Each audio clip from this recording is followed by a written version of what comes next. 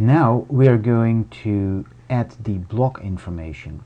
So we go to the bottom of the code and we add a new section which we call block training.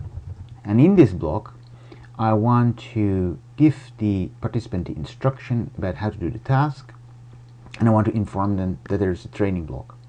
So if you want to show a message and wait for a response key such as the space bar until people have read it, in a block you can type message and then the bitmap name. In this case it's instruction.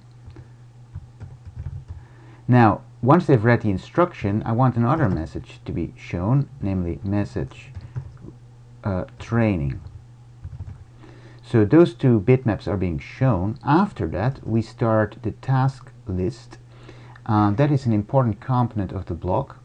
What I do first, I scroll a little bit down, and also you might actually enlarge the editing area a little bit. You can easily do that. Whenever you save the code in the meantime, the browser will remember the size of the editing area just for your convenience. So now we have a task list, and then enter, and then we name the task we want to be running, which is called Simon, and we need to give a number here of how many trials we want. In this case I want a training block of just 5 trials. And then you need the end statement to show that the task list is over. Now why do we have a task list? That is because in some experiments you would have more than one task. In this one we have just one, just the Simon task, but for example in a task switching paradigm you might have 2 tasks that a computer switches between, for example at random. Okay, so that is the end of the first block. Now we are going to enter a next block session which we call block, and I'm going to call it real. That is the real data collection when the participants are being trained.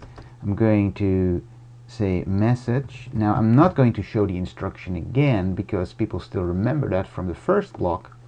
I'm going to show real though, because that informs people this is the real data collection. Again we have the statement task list, and again we have the same task Simon, but now we do it 20 trials, and then we enter task list. And then when people are done with that, I want to show another message, namely the message thank you. And when people see that, they can again press the space bar, and then the experiment is really over.